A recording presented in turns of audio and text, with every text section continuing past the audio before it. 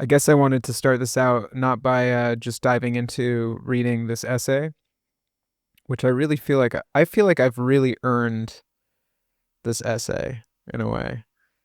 Um, if you wonder why I haven't really been putting out much new writing or podcasts or anything, it's because I've been seasoning this.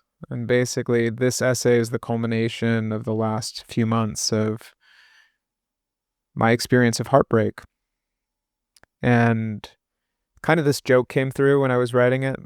There's this meme that's like, I hope you're not romanticizing your melancholy or your solitude or whatever. And it has like some, you know, then it's like me. And there's like a video of Al Cisneros from Ohm, like playing like super dark, moody bass lines.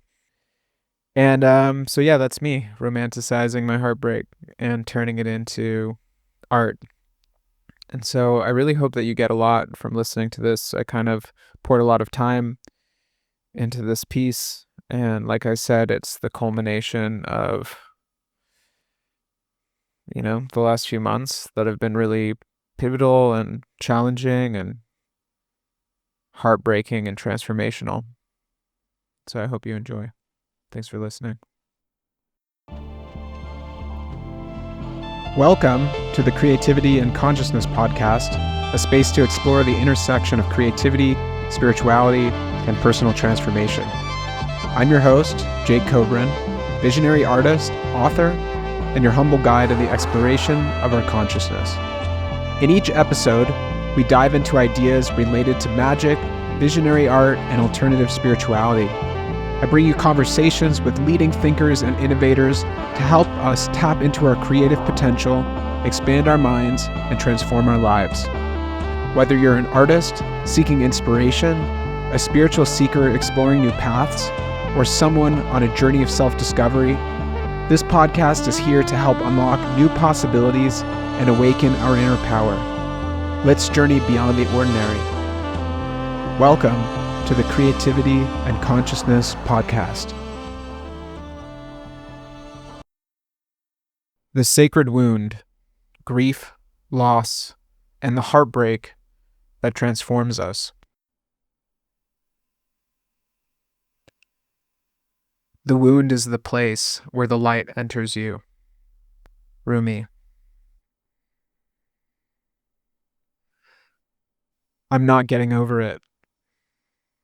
This is the story of my recent dark night of the soul and the initiation into carrying the sacred wound of heartbreak.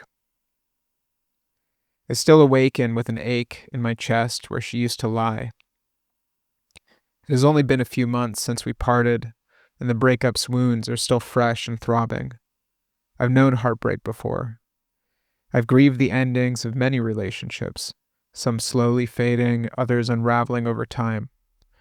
But I've never experienced a loss like this, so sudden, so absolute, and so unresolved. To be left in the middle of love with no warning and no closure is a kind of devastation that eclipses ordinary heartbreak. It wasn't just the end of a relationship, but felt like being torn from a myth I was still living inside. And that's exactly what I have come to understand and what this piece is about. The archetypal myth of the sacred wound, the sacred grief that forever changes and molds us. In the quiet morning light, I sense the missing presence of my beloved as an exiled living myth. She comes to me now in dreams and reveries as a fallen angel, a fallen and wounded exile from heaven who illuminated my life briefly with intensity, vulnerability, and otherworldly light. At times I see her as Lilith, the mythical seductress and the first wife of Adam who refused to submit, a dark feminine muse whispering forth forbidden wisdom and magic. She was my wild muse. We loved each other with a fierce, intense, mythical, and unyielding passion, and yet that passion carried both nectar and venom.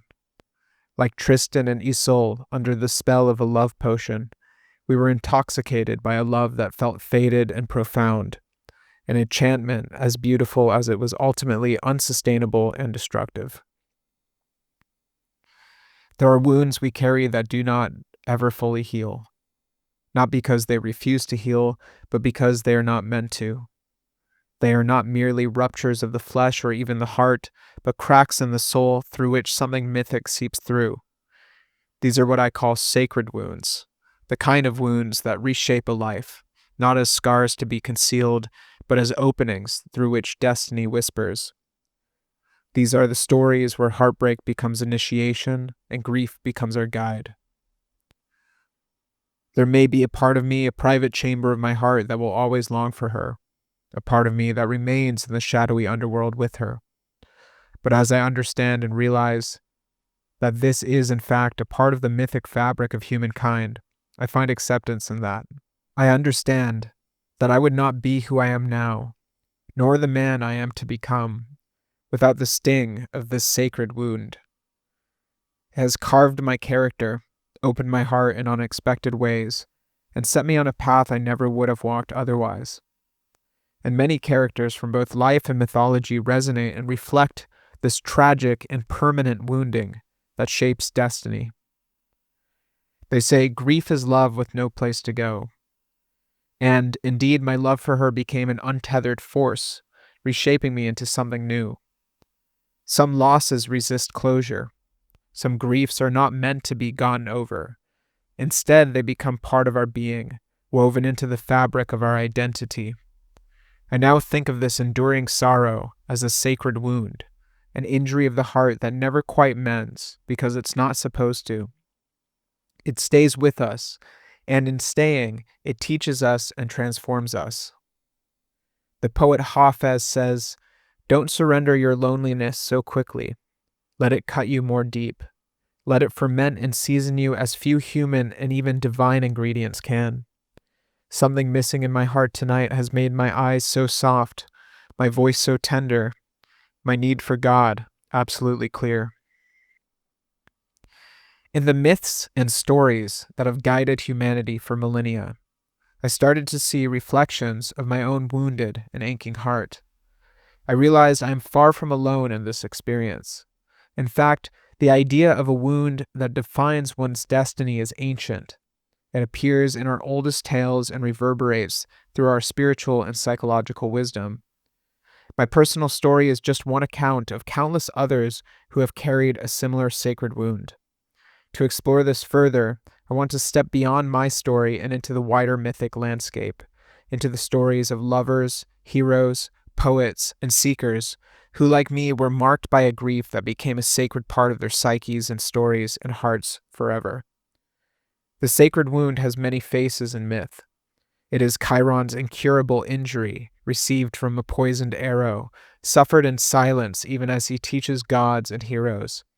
It is the grief of Orpheus, who turned back too soon and lost his love forever to the underworld. It is the wound of Isis, who wandered the earth, gathering the scattered body of Osiris, forever remaking him in fragments. It is the exile of Psyche, who betrays love in a moment of fear and must walk the gauntlet of divine trials to reclaim her soul's union. In these stories, the wound is not only something to endure, but something to become. It initiates us into a new life. And this is not mere metaphor. It is the lived reality of countless artists, mystics, and seekers across time who have borne some deep, tragic incident, often through love lost, abandonment, failure, or death, and emerged altered, hollowed, and in some way more whole. Our ancestors knew about the sacred wound. They told stories of heroes and lovers whose lives were shaped and sometimes shattered by loss. One of the most poignant is the Greek myth of Orpheus and Eurydice. Orpheus was the greatest musician that ever lived, and when his beloved wife Eurydice died suddenly, his grief was immeasurable. He descended into the underworld itself to retrieve her, enchanting the dead with his lyre and song of sorrow. The gods of the underworld granted Orpheus a chance to lead Eurydice back to life on one condition: he must not look back at her until they both reached the upper world. With Eurydice following, Orpheus climbed towards the light. But in his anxiety and longing, he did look back too soon, and in that moment Eurydice vanished, lost to him forever. Orpheus's ultimate heartbreak was thus to lose his love twice. He emerged from Hades with an even deeper wound, one that never healed. He wandered the earth singing his grief, pouring the inconsolable longing into music. In this myth, we see that Orpheus's wound became his creative destiny. His sorrow turned him into the archetypal poet, the singer of lamentations. The story suggests that some losses initiate a kind of lifelong descent. Orpheus himself never got over Eurydice's death. Instead, his love and pain lived on through his art. He became the patron saint of all artists who create beauty from suffering. Another legend of a wound that defines a destiny is the medieval romance of Tristan and Isolde. Tristan, a noble knight, and Isolde, an Irish princess, fall helplessly in love due to drinking a magic potion. But their love is forbidden. Isolde is betrothed to Tristan's king. The two experience a soaring, blissful union in secret, knowing it cannot last. Ultimately, their love leads to tragedy. In many tellings, Tristan is gravely wounded in battle and sends for Isolde, believing only her healing touch can save him. But by cruel fate, she arrives too late. Tristan dies of his wounds, and Isolde, finding him dead, dies of grief beside him. They are buried together, a briar and a rose growing entwined from their graves. In death they are united, but in their life their love remained agonizingly unresolved. This myth cemented the Western idea that profound love is often intertwined with sorrow and death. As analyst Robert A. Johnson observes in his book We, the story of Tristan and Isolde shows how romantic love in the Western psyche rides a razor's edge between ecstasy and destruction. Denis de Rougemont famously noted that our notion of romantic love is inextricably linked with death, an idea Johnson echoed in his Jungian study of Tristan and Isolde. In other words, Western culture's archetypal love story is inherently wound up with tragedy. The passion of Tristan and Isolde becomes sacred in our imagination because it was never fulfilled in ordinary life. Their wound, an eternally unfulfilled longing, frustrated by the circumstances of their lives, gave their love a kind of immortal meaning. We retell their story not because of a happy ending, there is none, but because of the beautiful ache of love that remains even unto death. Even older than Orpheus or Tristan is the epic of Gilgamesh, etched on Sumerian clay thousands of years ago. Gilgamesh is a proud king who befriends the wild man Enkidu, and through that friendship discovers love and kinship. When Enkidu tragically dies, Gilgamesh is devastated. He cannot bear the fact that his beloved friend is gone forever. The reality of death seizes Gilgamesh's heart and will not let go.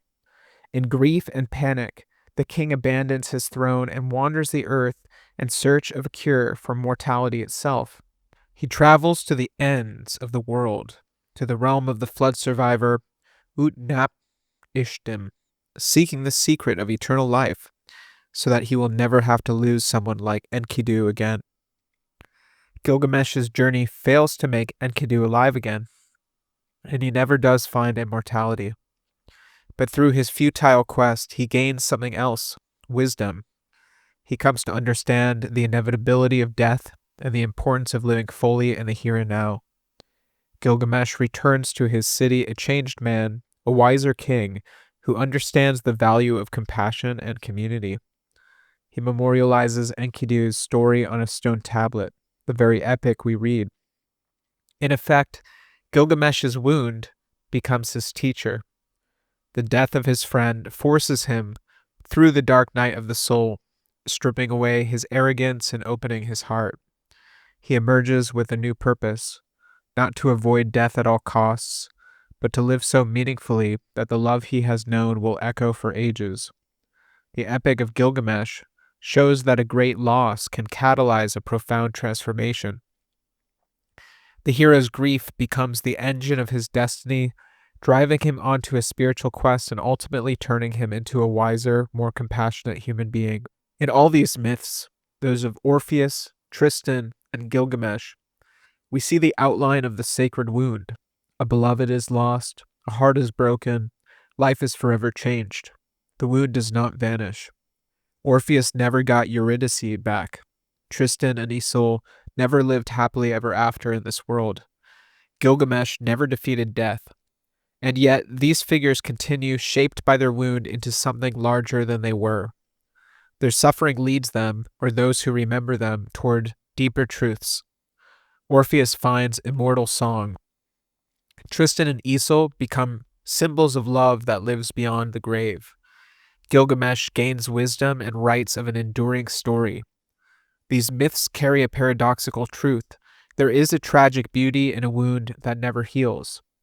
The very impossibility of closure becomes a path, an initiation into a fuller experience of life and spirit. Not only in myth, but in real human history, we find examples of grief transfigured into spiritual insight and art. One of the most famous is the 13th century Persian poet and mystic Jalaluddin Rumi. Rumi was a respected scholar and teacher when he met Shams of Tabriz, a wandering dervish. The two formed an instant and deep soul friendship, variously described as that of master and disciple, or two intimate friends, or even lovers of the spirit. Shams awakened in Rumi a wild divine love. Under Shams' influence, the sober scholar became an ecstatic poet. But this bliss was short-lived. One day Shams vanished.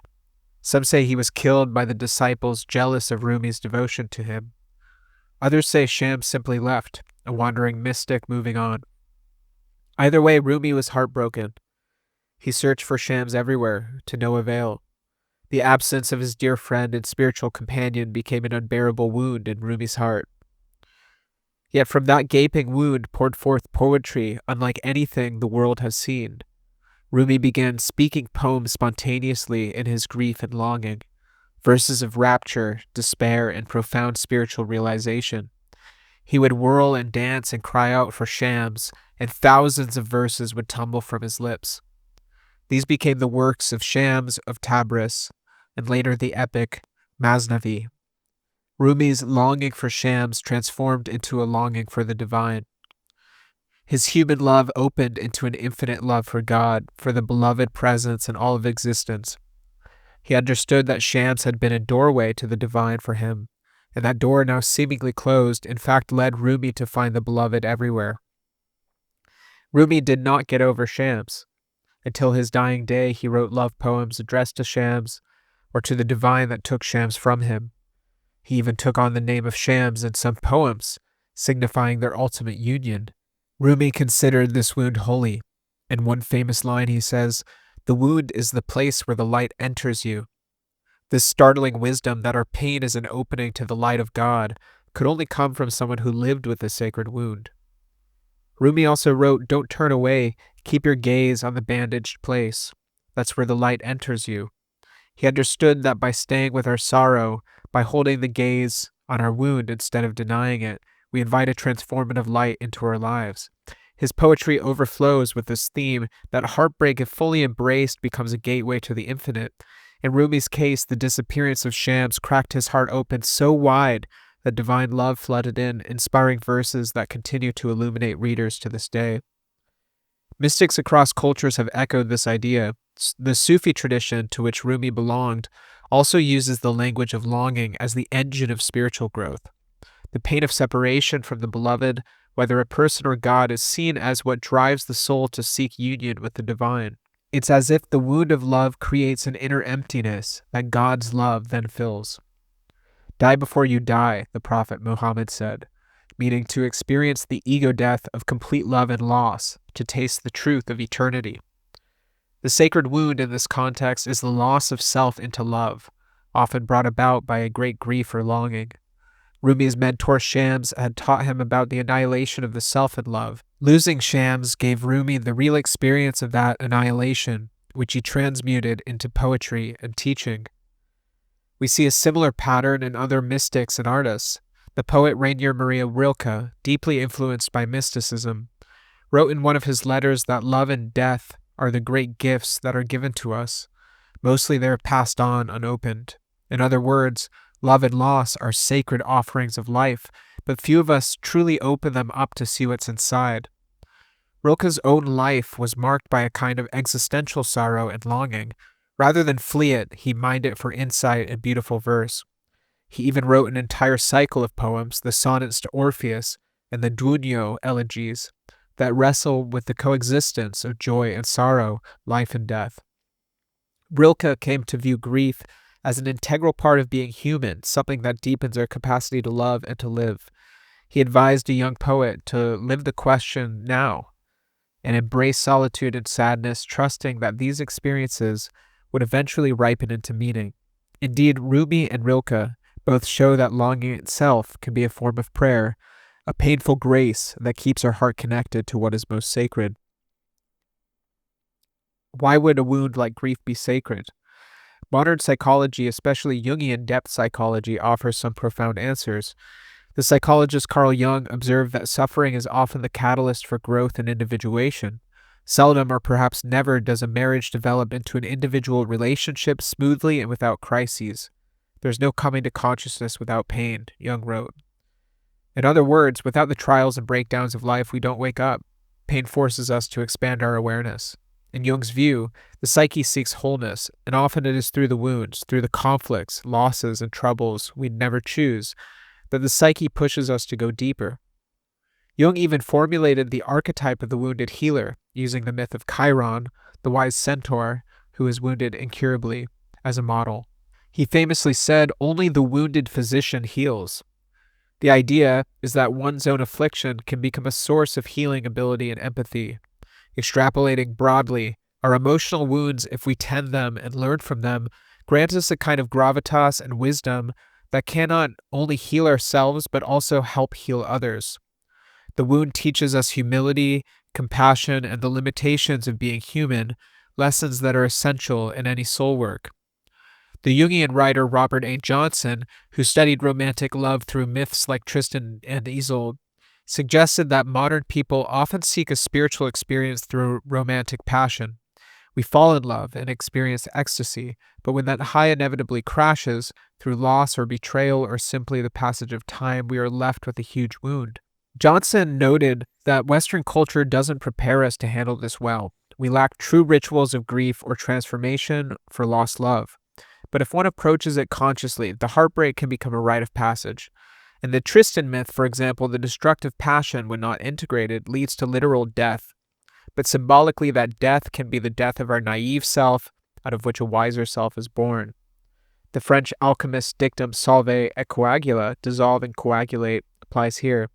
Love dissolves us, and grief then allows us to coagulate into a new form. Johnson wrote that it's possible to let the ideals of love move to a spiritual plane, to recognize that the beloved awoke something divine in us that ultimately cannot be lost, because it didn't solely belong to the human partner. In essence, heartbreak can initiate us into a larger love if we let it. It's a harsh initiation, no doubt, a kind of emotional death and rebirth. Another Jungian thinker, James Hillman, went even further in emphasizing the value of enduring wounds. Hillman believed that our pathologies and pain are not merely things to cure. They are the soul itself working upon us, deepening us. He wrote that wounding opens us to the archetypal dimension. It forces us to see life not just in literal personal terms, but in mythic terms. In one essay, Hillman says that a deep wound magnifies our consciousness and makes us an open wound, through which the realities of existence, including limitation, mortality, and vulnerability, can be deeply felt. The wound reveals our mortality and humanity. The wound is one's mortality, its opening into humanity through a vulnerable and excruciatingly painful spot. Hillman writes, invoking the image of Achilles' heel and other mythic vulnerabilities. This idea resonates. Our wounds make us human. They humble us, stripping away the illusion that we are invincible or separate from others. In the presence of great pain, we realize how connected we are to all who suffer. Hillman also said our wounds are like openings to soul, and that we return to them again and again throughout life, each time learning a bit more. In the words of therapist Francis Weller, summarizing Hillman, consider how often we are brought back to the cave of our wounds, as a way of remaining close to something essential in the making of soul. It is through the ongoing entanglement with our suffering that flavor and shape are delivered into our lives. Hillman put it succinctly, our wounds and traumas are salt mines from which we gain a precious essence and without which the soul cannot live. What a stunning reversal of our normal attitude. The very thing we think is ruining us, our wound, contains the salt, the flavor of our soul. Without that salt, our life would be bland, shallow, insubstantial. With it, we have depth and savor. If we consider my own story of loss of my ex-partner, our love and my loss of her is a salt that has flavored my soul. It has given me a depth and a compassion I lacked before, and a keen awareness of life's preciousness. It has driven me to study myths and psychology to make sense of my pain, studies I might never have pursued otherwise. In short, it's given my life shape and direction. Hillman would say that in tending to our wound, we return again and again to tend what we love, and by so doing, we keep it alive.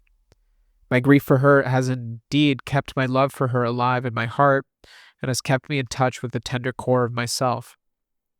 Poet and author Robert Bly, a leading figure in the mythopoetic men's movement, often spoke of the gifts carried by wounds. He noted that in many fairy tales and initiatory myths, the young hero is wounded or marked in some way, and this mark becomes a source of uniqueness or power. Bly once said, where a man's wound is, that is where his genius will be. This aligns with Jung's wounded healer and Hillman's salt mines. Our wound points to our genius, our particular aptitude for empathy, creativity, or understanding. Bly also remarked in his later years, as I've gotten older, I find I am able to be nourished more by sorrow and to distinguish it from depression. That's an important distinction. Sorrow or grief is a rich, soulful emotion that can nourish us, whereas clinical depression is static and depleting. Grief, when consciously engaged, keeps us connected to what or whom we love. It has movement. It flows like a river of feeling that eventually leads us to new places. Depression, by contrast, is like a swamp that stagnates. Bly implies that by honoring sorrow, letting it in rather than fighting it, we can be fed by it. It can teach us how to feel more deeply and live more authentically. All these insights suggest that the sacred wound is essentially an initiation, a trial by fire that can burn away our shallowness and self-centeredness, leaving behind a wiser, more soulful being. This initiation often feels like destruction. Indeed, part of us is destroyed, the innocent part that believed life could be great without loss. But what is reborn is someone tempered by grief, with eyes that can see a deeper layer of reality. After my sudden and painful loss of my partner, for example, I found myself much more attuned to the sufferings of others. My wound has made me a more empathetic and caring friend, and I can now speak from a deeper place, not just the surface. In mythic terms, I had descended to my own underworld and returned with a gift. In my case, the ability to articulate grief and to hold space for others in pain. This is why many spiritual traditions quietly honor the brokenhearted. In Christianity, the Sacred Heart of Jesus is depicted as a heart punctured and bleeding, ringed by thorns, divinity wounded. In Buddhism, the First Noble Truth tells us that life entails suffering. Only by facing this truth do we begin the path of liberation. The archetype of the sacred wound appears in countless forms, all suggesting that our unbearable pain can paradoxically become the source of our greatest redemption. When channeled with love and courage, the sacred wound often gives rise to art. So many of the world's great artworks, poems, and songs are transmuted grief. We've already seen this in Rumi's poetry, which flowed from the loss of Shams. Consider also the work of artists like Leonard Cohen and Nick Cave, who have openly lived with their wounds and made art from them. Leonard Cohen, the Canadian singer-poet, struggled with depression and heartbreak throughout his life.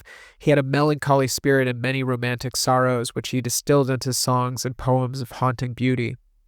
Rather than pretend to be happy or fixed, Cohen embraced his brokenness as part of his creative identity. In his song Anthem, he famously sings, "Ring the bells that still can ring. Forget your perfect offering. There is a crack in everything. That's how the light gets in." These lines have become almost proverbially famous because they capture the same truth Rumi spoke of, the idea that it's through our cracks, our wounds, that the light of goodness or enlightenment shines through. Cohen, who spent years in a Zen monastery and wrestled with spiritual questions, knew that striving to be perfectly unbroken was an illusion. It's the brokenness that makes us real and lets grace in. The crack in everything is universal. No life is without loss. But that's exactly why no life is without hope. The light gets through the cracks. Cohen's body of work is essentially a testament to longing and resilience. Songs like Hallelujah carry a bittersweet mix of pain and praise. He once said that his sorrowful but hopeful songs were an answer to how he kept going despite depression. His wound became his muse, gifting the world some of the most healing songs of our time. Nick Cave, the Australian musician and writer, provides a more contemporary example. In recent years, Cave endured the tragic death of his teenage son, a loss that could easily have destroyed him. In the aftermath, however, Nick Cave's work underwent a profound transformation. His album Skeleton Tree and later Ghosteen grapples with grief head-on, with raw lyrics that read like letters from the underworld. Instead of shutting down, Cave became more open and tender in his art, even in his public persona. He began an online project, The Red Hand Files, where he responded to fans' letters with disarming honesty and wisdom, many of them about grief. In one widely circulated response to a grieving fan, Cave wrote, "It seems to me that if we love, we grieve. That's the deal. That's the pact. Grief and love are forever intertwined. Grief is the terrible reminder of the depths of our love, and like love, grief is non-negotiable." He went on to describe grief as an almost physical presence that occupies the core of our being and extends to the limits of the universe. Rather than something to overcome, grief to Nick Cave is something to be carried, something that bears witness to the love that gave it birth. He even speaks of experiencing his departed son's presence as precious gifts in the form of visions and feelings, calling them spirit guides that lead us out of the darkness. Here is a man turning the absolute darkness of loss into a creative, life-affirming philosophy. Nick Cave's concerts and talks after his son's death became almost like communal healing rituals. He would speak openly about mourning, creating a space where others felt safe to acknowledge their own wounds. His art changed to accommodate tenderness and mercy in a new way. We might say his wound gave him new dimension as an artist and as a human being. Like Orpheus, he went down into hell and emerged with songs that can console the brokenhearted. Throughout history, many artists have walked this path. Spanish painter Pablo Picasso had his blue period of melancholy after a friend's suicide, creating some of his most emotive work. Country musician Johnny Cash poured the pain of personal loss and regret into songs that millions resonate with. The poet Elizabeth Bishop, who lost her father as an infant and her mother to mental illness, wrote the famous line, "The art of losing isn't hard to master," and crafted poems of meticulous sorrow and beauty. Frida Kahlo, stricken by chronic pain and heartbreak, painted self-portraits that scream with color and wounded pride. It's as if the wound, when embraced, confers authority to speak or create in a way that truly touches others. The audience can sense the authenticity, the blood in the work. When we see a painting or read a poem born from real suffering, it can reach that wounded place in ourselves and bring comfort or catharsis. This is perhaps one of the greatest gifts of the sacred wound. It enables us to create art or offerings that help others heal. Our personal wound in becoming art transforms into a communal balm. Robert Bly's insight rings true here. The place of our wound can be the source of our genius. A person who endures a great heartbreak might develop a genius for music that moves the soul, or a genius for compassion and caregiving, or simply the genius of presence, being someone who can sit with another's pain without flinching. These are the arts of life as much as painting or poetry. In my own modest way, I found that losing my partner has given me the urge to write, to play music, and express the inexpressible. My journals of love and loss gradually have turned into this essay. And I hope eventually by sharing this and other writings that others feel less alone in their own grief. I've realized that by sharing from my wound, I am offering something like what the great artists who have touched me have offered. This essay is my attempt to alchemize grief into something beautiful, or at least something meaningful. Let's go back for a bit to talk about my story and the story of heartbreak. For most of my life, I dreamed of finding a partner who reflected not only my heart's longings, but the sacred myth that lived beneath them, someone whose beauty, soul, and creative fire matched the image I had carried inwardly for decades. And then I met her. Her name was Light. To me, she was an archetype made flesh, Lilith-embodied, radiant with defiance and allure, a wild muse from some forgotten pagan rite, a fallen angel burning with the ache of pain and exile. She mirrored my private longings back to me with uncanny precision through music, myth, art, eros, and an unspoken recognition that seemed older than our bodies. She was not perfect, but she was real in the way dreams sometimes are. And loving her was like walking into one of my own archetypal corners of my heart and soul. I found myself living inside the story I had always hoped was possible. But love, when it takes such mythic forms, always carries shadow, and ours arrived with the full spectrum of light and dark. Our bond was deep and real, but it was also intense, nuclear, passionate, and reactive. The deeper we loved, the more our traumas revealed themselves.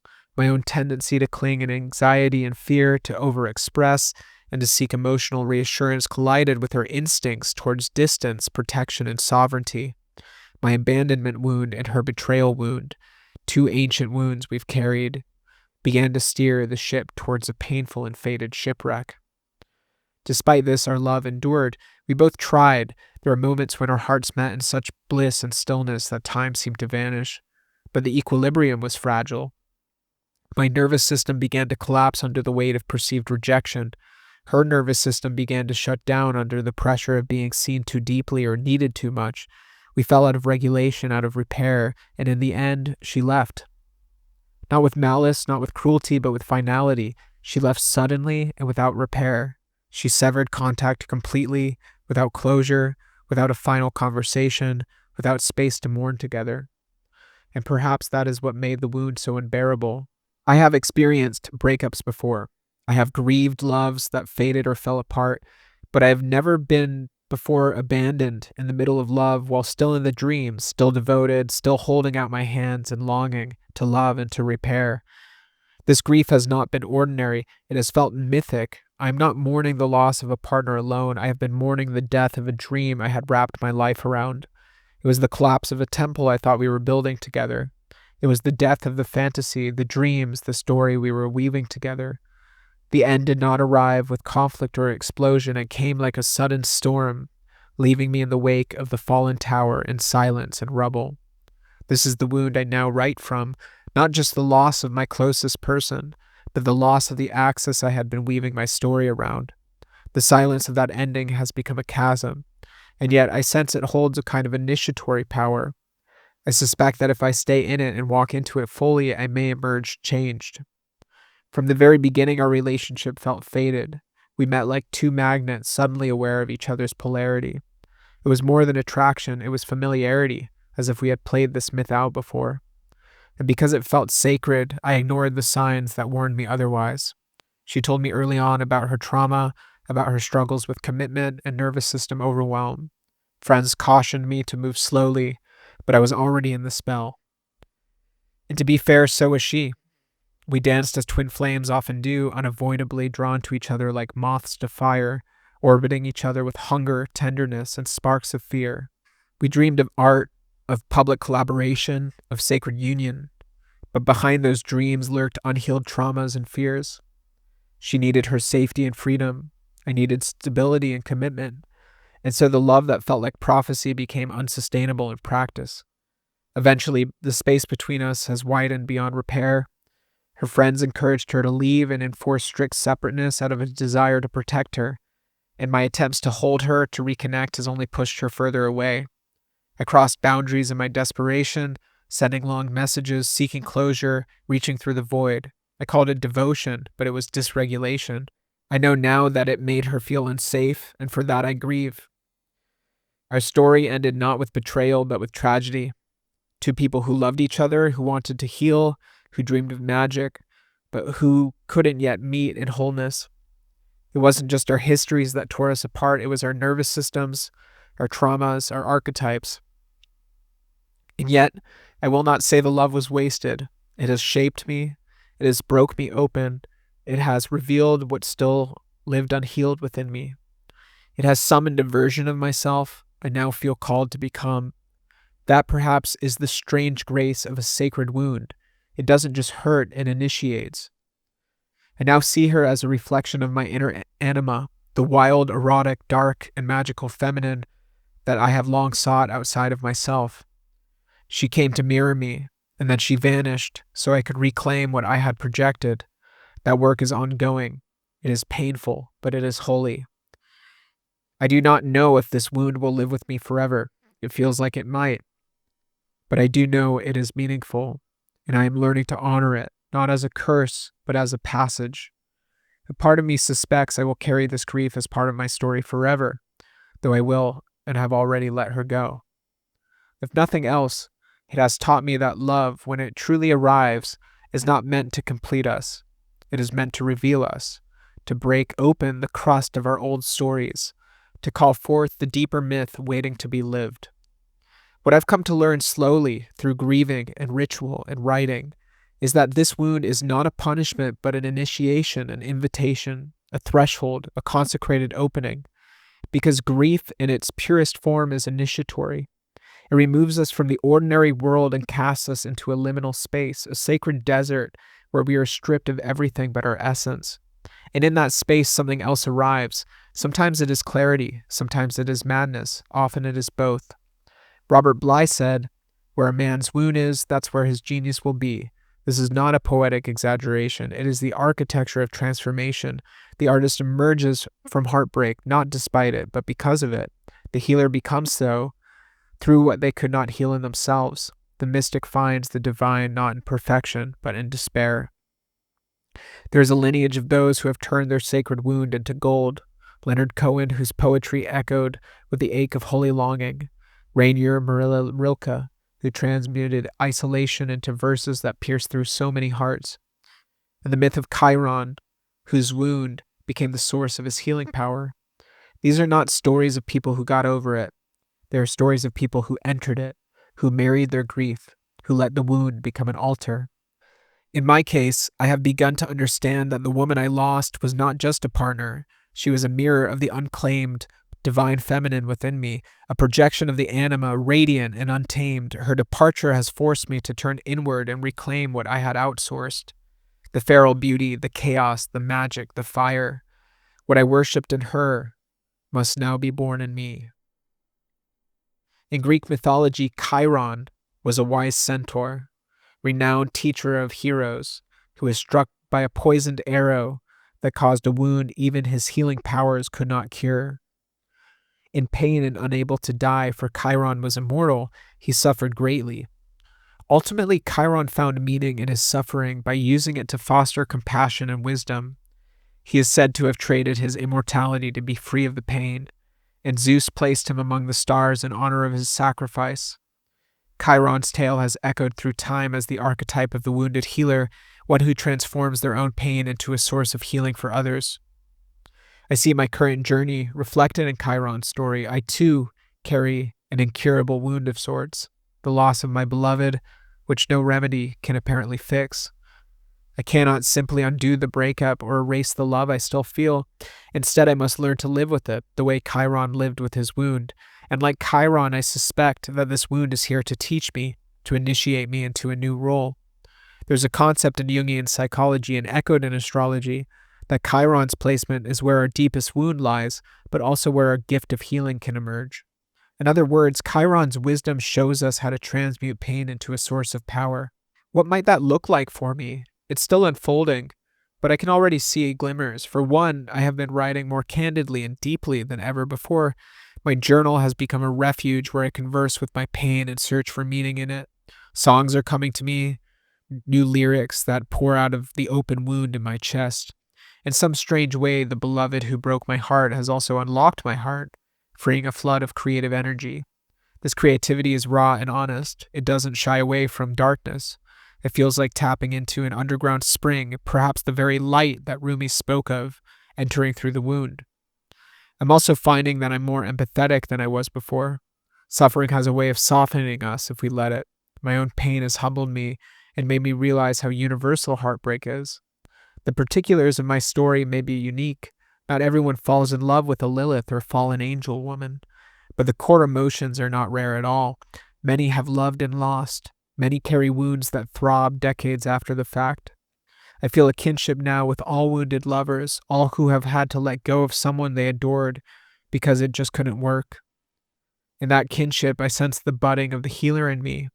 I'm not sure what form this healing gift will take, but I know that I want to eventually help others who walk this path. Even if it's simply through sharing my story or through the music and writing this experience inspires, I want my pain to serve a purpose beyond my own suffering. All of this suggests that the very wound which hurts me so much right now could become the source of my greatest contribution. This heartbreak might carve out a deeper capacity in me, perhaps to create art that speaks to the soul or to show up for others in pain with real understanding. In mythological terms, the gods wounded me in the place I most loved, and in that wound lies a hidden treasure I have yet to fully uncover. The sacred wound may indeed become a portal to my genius, if I have the courage to enter it and learn its lessons. Walking the path of the wounded healer is not easy. I have to balance tending to my own hurt with the slow process of growth. I remind myself that healing is not a linear progression, but a spiral. There are days I feel almost normal, hopeful that I'm moving on, and then a memory will pierce me. Chiron's example tells me that it's okay. Healing can coexist with an enduring wound. One can carry pain and still radiate light. In fact, Chiron teaches that our vulnerability can become our strength. By remaining open, not shutting down or turning bitter, I keep the channel open for transformation. Yes, I'm vulnerable now, profoundly so.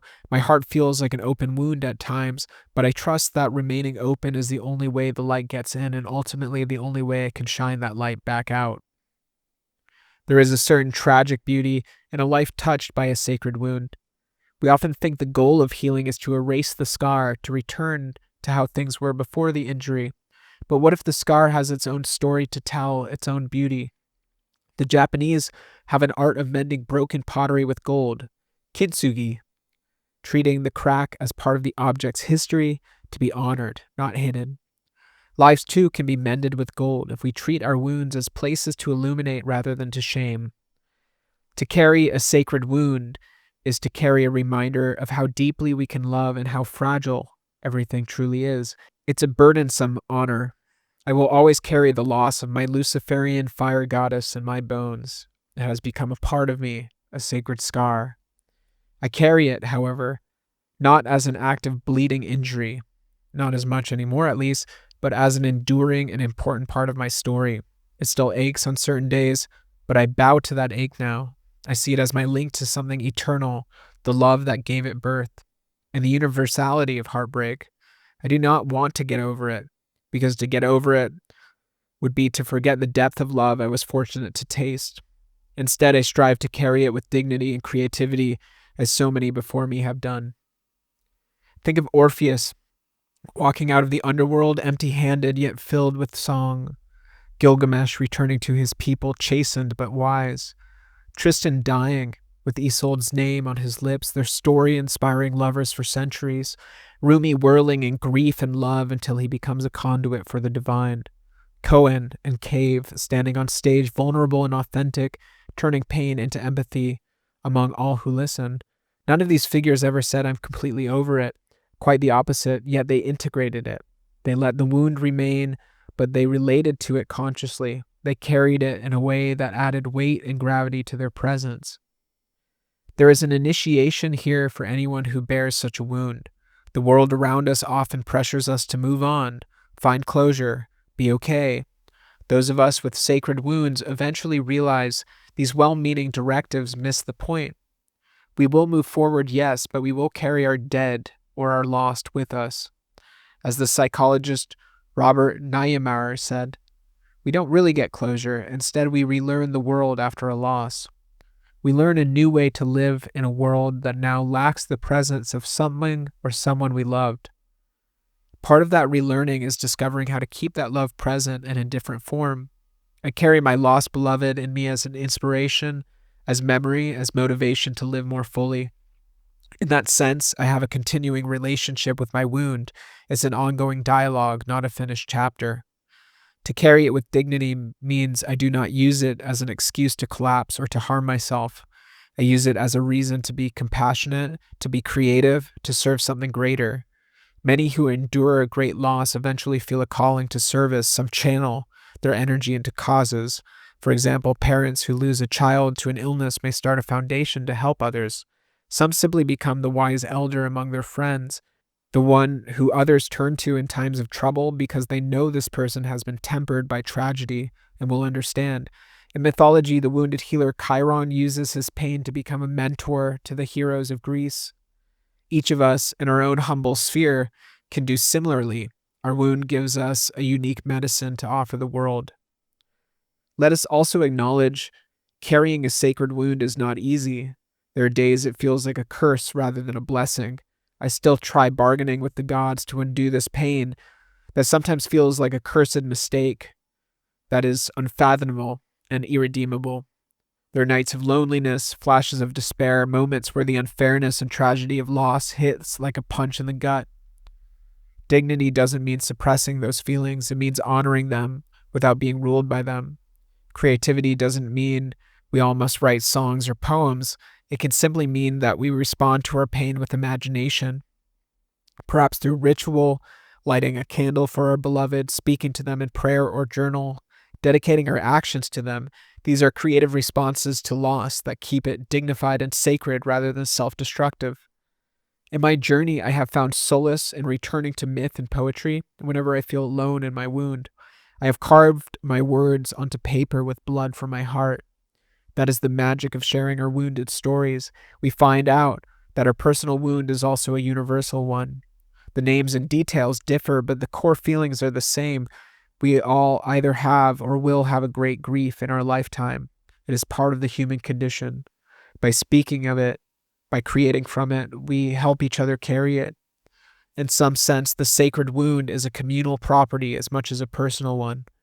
In a genuine community, something our modern world often lacks, but which we can nurture in circles of friends or even online, people know how to be with each other's pain.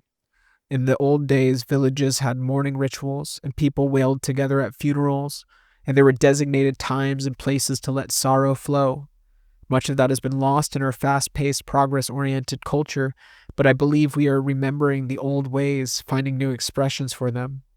A way of saying we honor the wound, we will not look away. As James Hillman noted, in a world that idolizes constant growth and happiness, we must make room for the soul values of sorrow and remembrance. My offering to you is this reflection born of my wound. If you carry one too, especially a romantic or soul-deep grief, I want to say, I see you. Your wound is painful, and it will change you, but it also may become your treasure. You might never get over it entirely, and that's okay. Some loves are so profound, we are not meant to simply move on as if nothing happened.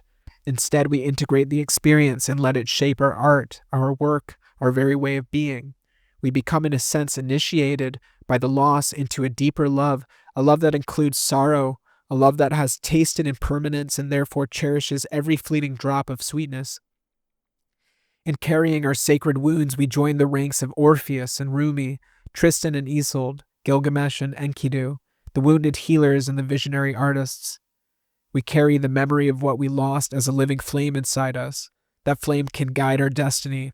It might light the way for others in darkness too. This is the paradox. The grief that once made us feel broken and alone can become the very thing that connects us to humanity and to Source. In the ache of missing someone, we come to know the preciousness of life and love more intimately than we ever did before.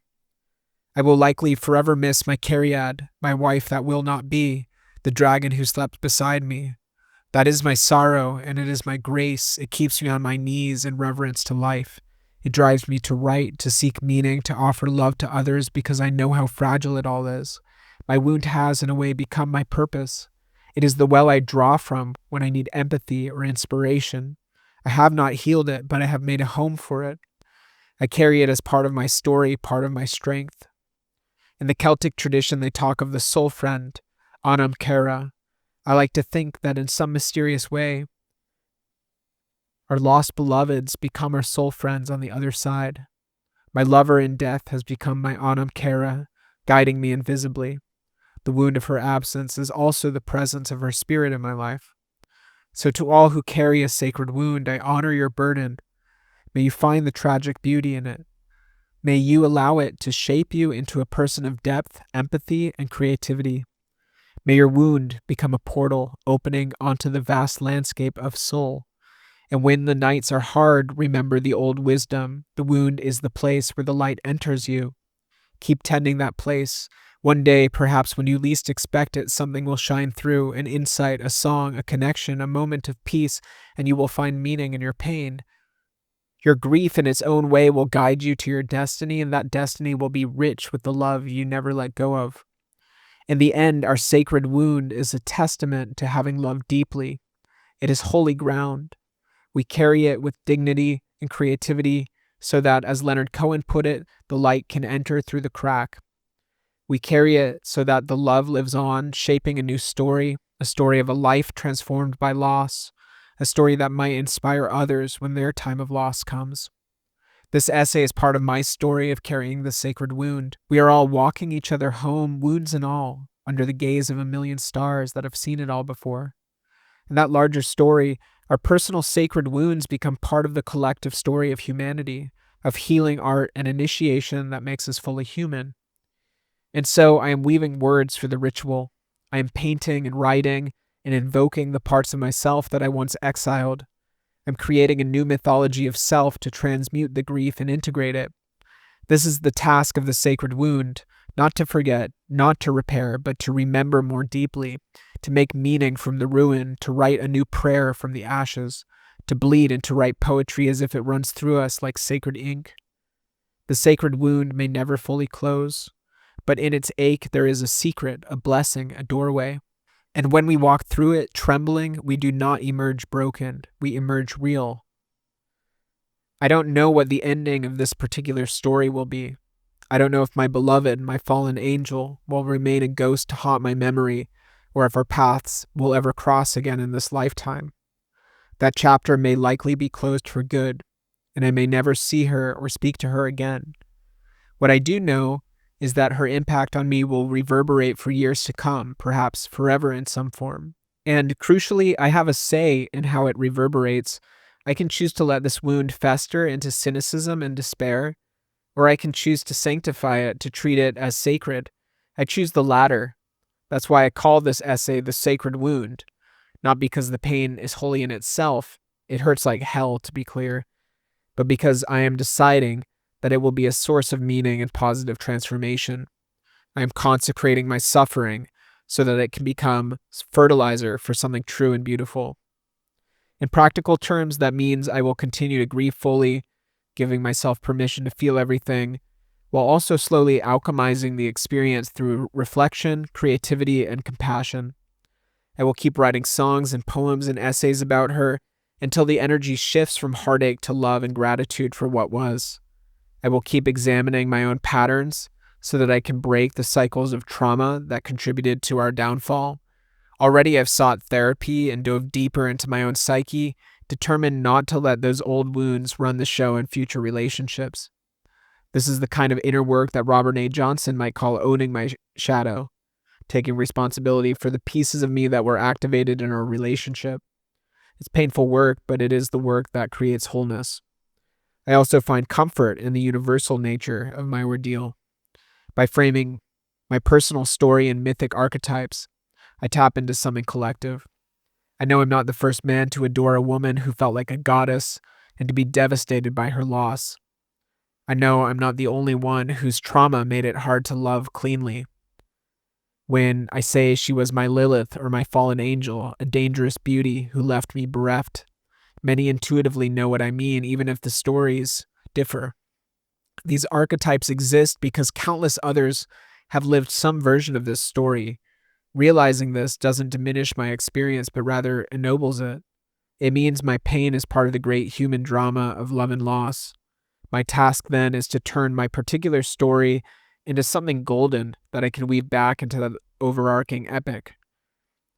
In closing, I offer a prayer of sorts for myself, for my lost beloved, and for anyone who carries a sacred wound in their heart. May we find the strength of Chiron within us, the wounded healer who can hold pain in one hand and healing in the other. May our wounds indeed become places where the light enters as Rumi promised. May we transform our heartbreak into insight, our suffering into service, and our pain into poetry. Someday I believe we will look back and see how this wound made us wiser, kinder, more alive, and more human. For now, I simply tend to it with reverence. This wound is a teacher. This wound is an altar. On it I lay the story of us, two souls who loved each other deeply but could not stay together, a tragic and fated love. I honor that story for all it gave and all it took.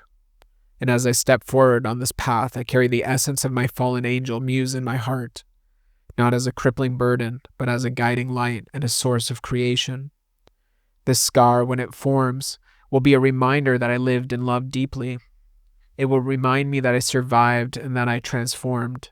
In that way, the sacred wound will live on as a blessing, an intuition of forever that, in time, might just prove to be the birthplace of my own personal legend, a crucible and catalyst for necessary growth and change.